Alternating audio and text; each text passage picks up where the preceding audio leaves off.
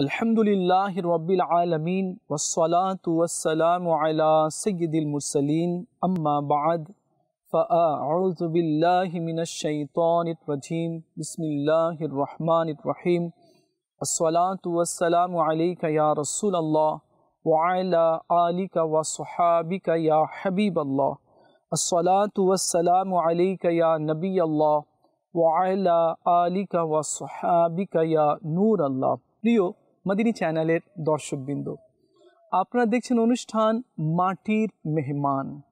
এই অনুষ্ঠানে আমরা নিজের আমল নিয়ে আলোচনা করে থাকি। আমরা মৃত্যু, কবর, হাসর নিয়ে আলোচনা করে থাকি। আর এই দুনিয়া, যে দুনিয়া একদিন ধ্বংস হয়ে যাবে, এই দুনিয়া নিয়ে আমরা আলোচনা করে থাকি। আজকেও আমরা এই বিষয়ে কিছু জানার চেষ্টা করব। দেখুন, দুনিয়া নিজের পিছনে মানুষকে ডাক দিবে, আসো আমার পিছনে আসো, আসো আমার পিছনে আসো। এভাবে দুনিয়া মানুষকে নিজের পিছনে ডাক দেয়, আর মানুষও ছুটতে শুরু করে দেয়। থামে কখন? যখন তাদের মৃত্যু নিকটে চলে আসে এবং সে খালি হাতে আবার কবরে চলে যায়, আর দুনিয়া হাসতে শুরু করে দেয় कि आमी तुम्हाके निजेर प्रेमेर फाঁদে ফেলে তোমাকে আল্লাহর ইবাদত থেকে দূরে সরিয়ে রেখেছি। এভাবে দুনিয়া হাসে আর খুশি হয়। তো বুদ্ধিমান ব্যক্তি সে আছে যে দুনিয়ার ফাঁদে না পড়ে আল্লাহ তাআলার ইবাদতের মধ্যে ব্যস্ত হয়ে যায়। আর এই ফানি দুনিয়াকে যে চিনে নিয়েছে, যে বুঝে নিয়েছে, সে কখনো তার পিছনে ছুটবে না। শয়তান বলে, এই দুনিয়া আমার মেয়ে, তার রূপ রং দেখিয়ে আমি লোকদেরকে নিজের জালের মধ্যে আমি আবদ্ধ করে নিই। তো আমরা যাতে দুনিয়ার ধোকাতে না পড়ি, কত নিঃশ্বাস আমাদের দেহে বা বুকে বাকি আছে তা আমরা জানি না, কত দিন বেঁচে থাকবো তাও আমরা জানি না। অনেকেই এভাবে বলে, আগে কিছু অর্থ, টাকা পয়সা, ব্যাংক ব্যালেন্স, গাড়ি বাড়ি, ধন সম্পদ করে নি, তারপরে মসজিদে যাব, হ্যাঁ তারপরে হজে যাব। কিন্তু আমি যে যাব, এটা কি আমার কাছে এটা কি কোনো গ্যারান্টি আছে কি আমি যেতে পারবো? বা আমি আগে অর্থ সম্পদ অর্জন করে নি, তারপরে মসজিদে যাব, এটা কি কোনো গ্যারান্টি আছে কি আমি মসজিদে যেতে পারবো? না। বা আমি যে প্ল্যানিং করছি, কি এই প্ল্যানিং অনুযায়ী কি আমার লাইফটা চলবে? কখনো নয়। আমরা সবাই জানি, আমরা নিজের লাইফকে মেকিং করেছিলাম কি আমরা এইভাবে করব, কিন্তু তার উল্টোটা হয়েছে। আল্লাহ যা লিখেছে তাই হবে। আজকে এই বিষয়ে জানার চেষ্টা করব। চলুন আগে আমরা দরুদ শরীফের একটি ফজিলত শ্রবণ করি। আমার নবী সাল্লাল্লাহু আলাইহি ওয়াসাল্লাম ইরশাদ করেছেন, যে ব্যক্তি সকালে 10 বার এবং সন্ধ্যায় 10 বার আমার উপরে দরুদ পড়বে, আমি নবী কিয়ামতের দিনে তার সুপারিশ করব। সুবহানাল্লাহ। তো যে ব্যক্তি নবীর উপরে দরুদ পড়বে সকালে এবং সন্ধ্যায়, তো আমার নবী বলেন কিয়ামতের দিনে আমি তার সুপারিশ করে জান্নাতে নিয়ে যাব। ছোট্ট একটি আমল রয়েছে, দরুদ পড়লে রহমত অবতীর্ণ হয়, দরুদ পড়লে দোয়া কবুল হয়, দরুদ পড়লে রিজকের মধ্যে বরকত পাওয়া যায়, দরুদ পড়লে নবীর দিদার পাওয়া যায়, দরুদ পড়লে কিয়ামতের দিনে হওজে কওসারের জাম পাওয়া যাবে, দরুদ পড়লে আরশের ছায়া কিয়ামতের দিনে পাওয়া যাবে, দরুদ পড়লে চেহারা উজ্জ্বল হয়ে যাবে, আল্লাহ তাআলা অন্তরে নূর দান করে দিবে, বিপদ আপদ বালা মুসিবতগুলো আল্লাহ তাআলা দূর করে দিবে, আল্লাহ তাআলা স্বপ্ন পূরণ করে দিবে। চলুন আমরা নিয়ত করি, এখন থেকে আমরা আমাদের নবীর উপরে দরুদ পড়ব ইনশাআল্লাহ আজ্জা ওয়া জাল। সাল্লু আলাল হাবিব সাল্লাল্লাহু তাআলা আলা মুহাম্মদ সাল্লাল্লাহু আলাইহি ওয়াসাল্লাম। হযরত সাইয়েদনা ওমর বিন আব্দুল আজিজ রাদিয়াল্লাহু তাআলা আনহু এক জানাজার সাথে কবরস্থানে তাশরিফ নিয়ে গেলেন। এক কবরের পাশে বসে গেলেন। লোকেরা জিজ্ঞেস করলো, হুজুর আপনি এখানে বসে পড়লেন, চলুন দাফন করতে হবে মাইয়াতকে। তো ওমর ইবনে আব্দুল আজিজ রাদিয়াল্লাহু তাআলা আনহু বললেন, আমাকে এখনই কবর ডেকে বলল, হে ওমর ইবনে আব্দুল আজিজ, আপনি আমাকে কেন জিজ্ঞেস করছেন না? আমার মাঝে যে আসে আমি তার সাথে কিরূপ আচরণ করি? ওমর ইবনে আব্দুল আজিজ রাদিয়াল্লাহু তাআলা বললেন, বলো তাহলে মাইয়াতের সাথে তুমি কিরূপ আচরণ করো? তো কবর বলল, আমি তার কাফনের কাপড়কে ছিন্ন ছিন্ন করে দিই, তার চুলগুলো একেবারে ঝসে পড়ে যায়, তার চোখগুলো গলে মাটিতে পড়ে যায়, তার নাক থেকে, মুখ থেকে, চোখ থেকে পচা রক্ত এবং পিপ জারি হয়ে যায়। তার হাতকে আমি তার গর্দন থেকে, বাহু থেকে আলাদা করে দিই, তার পাকে তার রান থেকে আমি আলাদা করে দিই, তার হাড়গুলো টুকরো টুকরো করে ফেলি, এমনকি পোকা মাকড়গুলো এসে ঘর বেঁধে নেয় আর তার দেহকে ছিন্ন করে খেয়ে শেষ করে দেয়। একথা বলার পর ওমর ইবনে আব্দুল আজিজ রাদিয়াল্লাহু তাআলা আনহু ভীষণ কান্না করলেন আর বললেন, এই কবরে আসার পূর্বে নেক আমল করে নাও, কেননা এই কবর সবার সাথে এক ধরনের আচরণ করে না। আর কবর এও দেখে না কি বাদশাহ আছে, ওয়াজির আছে, ক্ষমতাবান আছে, অথরিটির মালিক আছে, পাওয়ারওয়ালা আছে, বা ডক্টর, ইঞ্জিনিয়ার, কালেক্টর আছে, বা সায়েন্টিস্ট আছে, বা ব্যবসায়িক আছে, বা জমিদার আছে, এর সাথে পার্সোনালি কিছু ভালো ব্যবহার করা যাক। না, কবর কাউকে পাত্তা দেয় না। কবর দেখে তার কাছে কতটুকু নেক আমল রয়েছে, নেক আমল অনুযায়ী কবর তার সাথে ব্যবহার করে। আর আমার নবীর একটি হাদিস আছে, আমার নবী সাল্লাল্লাহু আলাইহি ওয়াসাল্লাম ইরশাদ করেছেন, তোমরা উপরের কবরের মাটি দেখে ধোঁকা খেও না, কেননা ভিতরের অবস্থা এক নয়। কারো কবর জান্নাতের বাগানের মধ্যে থেকে একটি বাগান রয়েছে, আর কারো কবর জাহান্নামের গর্তের মধ্যে একটি গর্ত রয়েছে। দেখুন, বড় বড় বাদশারাও মৃত্যুকে সামনে দেখে কান্না করেছে, আফসোস করেছে। হুজ্জাতুল ইসলাম হজরত সৈয়দনা ইমাম মোহাম্মদ গজ্জালি রহমতুল্লাহি ওয়ালি তিনি নকল করেন কি প্রসিদ্ধ আব্বাসীয় খলিফা হারুনুর রশিদ, আমরা সবাই ছোটতে পড়েছি হারুনুর রশিদের গল্প, তার মৃত্যু যখন নিকটে চলে আসলো তো আব্বাসীয় খলিফা হারুনুর রশিদ নিজের কাফনের কাপড় দেখে কান্না করতে লাগলো আর উলট পালট করতে আরম্ভ করে দিল কি আমার রাজকীয় কাপড়কে খুলে নেওয়া হবে, খুব শীঘ্রই আমাকে এই সাদা কাফনের কাপড় পরিয়ে দেওয়া হবে। আমার এই রাজ্য, এই সিংহাসন, এগুলো সব এখানেই থেকে যাবে, শুধুমাত্র এই সাদা কাপড়ই আমার সম্বল হবে, আর যা করেছি এটাই আমার সাথে যাবে। এরপর তিনি কোরআনে পাকের এই আয়াতে কারিমা তিলাওয়াত করতে লাগলেন, মা আগনা আন্নি মালিয়া হালাকা আন্নি সুলতানিয়া। অনুবাদ কানজুল ঈমান থেকে, আমার সম্পদ আমার কোনো কাজে আসলো না, আমার সকল ক্ষমতা ধ্বংসই হয়ে গেল। বাস্তবিকই কোনো সম্পদ কাজে আসবে না, না মত থেকে বাঁচাতে পারবে, না কবরে নিয়ে যাওয়া থেকে বাধা দিতে পারবে। আর ক্ষমতা, অনেকেই নিজের ক্ষমতা দেখায়, ক্ষমতাও কাজে আসবে না। আজ ক্ষমতা আছে, শরীরে শক্তি আছে, কালকে থাকবে না। তো এই জন্য আমার কাছে শক্তি আছে, তো আমাকে সেই শক্তিকে ইবাদতের মধ্যে অতিবাহিত করে সাফল্যের দিকে অগ্রসর হতে হবে। কেননা যার শরীরে শক্তি আছে সে ভালোভাবে ইবাদত করতে পারবে, রাত্রে উঠে তাহাজ্জুদ পড়তে পারবে, পুরো নামাজ সে পড়তে পারবে। আর শরীরে যদি ক্ষমতা না থাকে, শক্তি না থাকে, তাহলে সে ভালোভাবে ইবাদত বন্দেগী করতে পারবে না। সবাই চায় আমার চেহারাটা কিয়ামতের দিন যাতে হাস্য উজ্জ্বল হোক, আমরা সবাই চাই যাতে দুনিয়াতেও আমার চেহারাটা হাস্য উজ্জ্বল হোক, নূর চলে আসুক।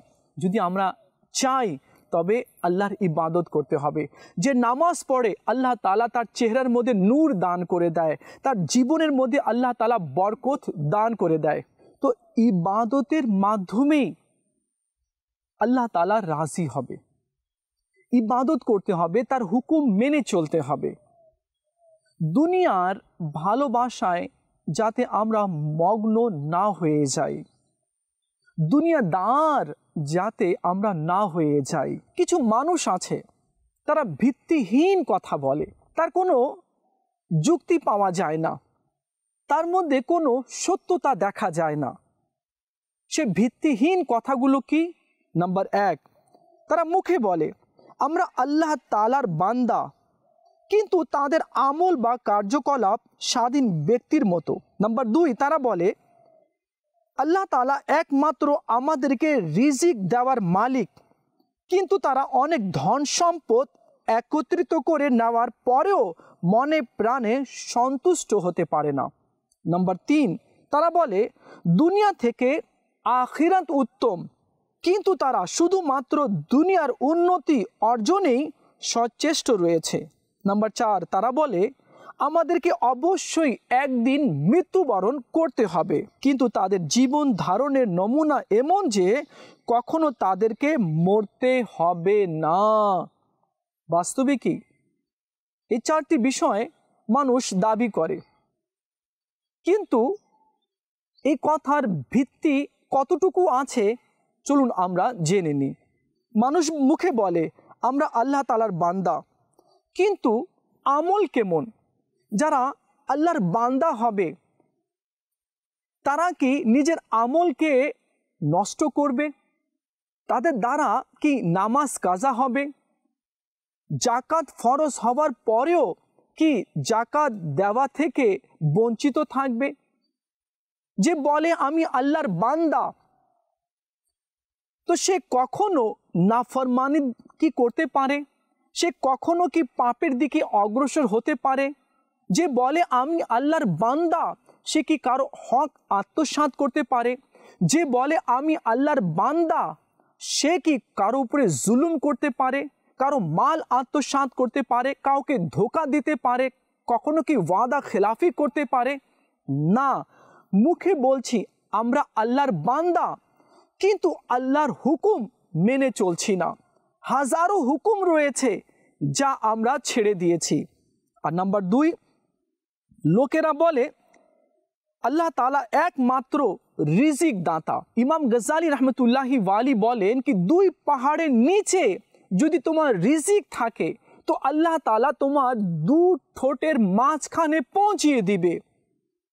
কিন্তু আমাদের আজ কি অবস্থা আছে? আমরা বলি রিজকের মালিক আল্লাহ, কিন্তু সুদের লেনদেন করছি যা আল্লাহ তাআলা নিষেধ করেছে। আমরা বলি কি রিজকের মালিক আল্লাহ, আমরা ঘুষ নিচ্ছি অথচ এটা হারাম রয়েছে। আমরা বলি রিজকের মালিক আল্লাহ আছে, আমরা অবৈধ পথে রোজগার করছি। তো রিজকের মালিক যখন আল্লাহই আছে, আল্লাহ রিজিক দিবে, তো আমরা আল্লাহ নাফরমানির পথ থেকে কেন আমরা টাকাগুলো অর্জন করছি? অথচ এর হিসেব আমাকে কিয়ামতের দিনে দিতে হবে। দেখুন প্রিয় ইসলামী ভাইয়েরা, যখন আমরা মন থেকে মেনে নিয়েছি রিজকের মালিক আল্লাহ আছে, তো বৈধ পথে সৎ পথে আমাদেরকে রোজগার করতে হবে। আল্লাহ যা নিষেধ করেছে সেখান থেকে টাকা অর্জন করা যাবে না। এরপরে আমরা মুখে বলি দুনিয়া থেকে আখিরাত উত্তম, পরকাল উত্তম রয়েছে। এ দুনিয়া ধ্বংস হয়ে যাবে ভাই, এ দুনিয়াতে কেউ থাকবে না ভাই, এ দুনিয়া ধ্বংস হয়ে যাবে। আখিরাত উত্তম আছে, মুখে আমি বলছি, কিন্তু আমি দুনিয়াকে সাজানোর মধ্যে ব্যস্ত রয়েছি। ফ্ল্যাট, গাড়ি, বাড়ি, ব্যাংক ব্যালেন্স, মানে কিভাবে দুনিয়াকে সাজাবো সেটা নিয়েই আমি ব্যস্ত রয়েছি। রাত্রে তো ঘুম আসে না, স্বপ্নের মহল এভাবে তৈরি করি কি এটা করব, সেই করব, প্যালেস বানাবো, বিল্ডিং বানাবো, দুনিয়াকে আরো সাজাতে হবে, অগ্রসর হতে হবে, কামিয়াব হতে হবে। তো দুনিয়া থেকে আখিরাত উত্তম আছে, কিন্তু যে উত্তম আছে তাকে ছেড়ে দিয়ে যেটা উত্তম নয়, যেটা ধ্বংস হয়ে যাবে, তার দিকে আমরা ধাবিত হচ্ছি। তো কথাগুলো ভিত্তিহীন না ভাই? নিশ্চয়ই কথাগুলো ভিত্তিহীন। আর নাম্বার 4 হচ্ছে আমরা বলি আমাদেরকে অবশ্যই একদিন মরে যেতে হবে, কিন্তু আমাদের জীবনযাপন কেমন, আমাদের চলাফেরা কেমন, আমাদের দেখা, আমাদের বলা, আমাদের ধরা, আমাদের কাজকর্ম, আমাদের চিন্তা ভাবনা কেমন, আমাদের অ্যাক্টিভিটিসটা কেমন? এমন মনে হয় কি কখনো মরবই না, আমরা সারা জীবনের জন্য আমরা বেঁচেই থাকব না। যখন মরে যেতেই হবে, চলে যেতেই হবে, তো সেখানকার জন্য কিছু প্রস্তুতি গ্রহণ করি না আমরা? কেন করছি না? তো মুখ থেকে তো আমরা বলছি কি একদিন মরেই যেতে হবে, চলেই যেতে হবে, কিন্তু দুনিয়ার ভালোবাসায় এমন আমরা মগ্ন হয়ে গিয়েছি কি দুনিয়া আমাদেরকে ছাড়ছে না আর আমরা দুনিয়াকে ছাড়ছি না। তো যাই হোক, দুনিয়া আমাকে ছাড়ুক বা না ছাড়ুক, আমি ছাড়ি বা না ছাড়ি, মওত তো আসবে, প্রিয় ইসলামী ভাইয়েরা আর মদিনী চ্যানেলের দর্শকবৃন্দ, আপনারা দেখছেন অনুষ্ঠান মাটির মেহমান। এই মেহমান আমাদেরকে হতেই হবে। কতদিন? 1 বছর, 10 বছর, 100 বছর, 50 বছর, জানি না। কিয়ামতের সকাল পর্যন্ত মাটির পেটেই মেহমান হয়ে আমাদেরকে থাকতে হবে। আর এই মেজবান যে আছে না, সে সবার সাথে এক ধরনের আচরণ করে না। সে বলেছে, বারবার এলান করে কি আমার কাছে আসলে ভালো আমল নিয়ে আসো। আজ অহংকার ভাবে, গর্ব করে তোমরা আমার উপর দিয়ে হেঁটে যাচ্ছ, কালকে আমার পেটে আসলে তোমার গর্ব অহংকার সব শেষ হয়ে যাবে। আজ আমার উপরে দাঁড়িয়ে তোমরা উন্নত ধরনের খাবার খাচ্ছ, আসো না আমার পেটে, তোমাকে পোকা মাকড়ে রাখে শেষ করে দিবে। তো কবর তো এইভাবে এলান করছে, ঘোষণা দিচ্ছে, আমরা শুনছি বা উলামা কেরামের মাধ্যমে, হাদিসের মাধ্যমে জানছি। জানার পরেও আমরা আমল করছি না। আমলের মাধ্যমেই জান্নাত পাওয়া যাবে। আল্লাহ তাআলা আমাদেরকে দুনিয়াতে পাঠিয়েছে তার ইবাদতের জন্য, দুনিয়াদারি করার জন্য নয়। মদিনার তাজদার সাল্লাল্লাহু তাআলা আলাইহি ওয়া আলিহি ওয়াসাল্লাম ইরশাদ করেন, তিনি বলেন, ওই সত্তার শপথ যার কুদরতি হাতে আমার প্রাণ রয়েছে, যদি মানুষেরা মৃত্যু ব্যক্তির ঠিকানা দেখে নিত এবং তার কথা শুনতে পেত, তখন তারা মৃত্যু ব্যক্তিকে ভুলে গিয়ে নিজের জন্য কান্না করত। আর যখন মৃত্যু ব্যক্তিকে খাটের উপরে রাখা হয়, তখন তার রূহ নাড়াচড়া করে খাটের উপর বসে আহ্বান করতে থাকে, হে আমার পরিবার পরিজন, দুনিয়া তোমাদের সাথে যেন এমনভাবে না খেলে যেভাবে সে আমার সাথে খেলেছে। আমি হালাল এবং হারাম সম্পদ জমা করেছিলাম এবং আবার ওই সম্পদ অপরের জন্য রেখে এসেছি। আল্লাহু আকবার। প্রিয় ইসলামী ভাইয়েরা, এ ছিল আমার নবী সাল্লাল্লাহু আলাইহি ওয়াসাল্লামের হাদিস। কেউ যদি মৃত্যু ব্যক্তির ঠিকানা সম্পর্কে জানতে পারত, তো মৃত্যু ব্যক্তিকে ভুলে গিয়ে সে নিজের জন্যই কান্না করত। মানুষ এই জীবনে কত সম্পদ অর্জন করছে, হালাল পথেও করছে, হারাম পথেও করছে, সুদের থেকেও করছে, ঘুষ থেকেও করছে, কারো মাল দখল করেও করছে, তো করছে, জমা করে সে রেখে দিয়ে চলে যাচ্ছে। রেখে তো দিয়ে যাচ্ছে, কিন্তু এর হিসেব তাকে দিতে হবে। অন্ধকার কবরে এর হিসেব তাকে দিতে হবে। টি হাদিসে করিমার মধ্যে রয়েছে कि नबी करीम रऊफ़ुर रहीम सल्लल्लाहु ताला अलैहि वा आलिहि वसल्लम বলেন कि যে ব্যক্তি নিজের মালের যাকাত দিল না আর সেই মাল দুনিয়াতে রেখেই সে চলে গেল, তো কিয়ামতের দিনে ওই মালকে সাপ বানিয়ে আল্লাহ তাআলা তার গলার মধ্যে পরিয়ে দেবে। আর সেই সাপ তাকে বারবার দংশন করতে থাকবে। আর সাপ বলবে, তুমি আমাকে চিনতে পারলে না? সে বলবে, না, আমি তোমাকে চিনতে পারিনি, তুমি আমাকে চিনতেই পারলে না। আমি তো তোমার মাল, তোমার সম্পদ, যা তুমি বুকে জড়িয়ে রেখেছিলে।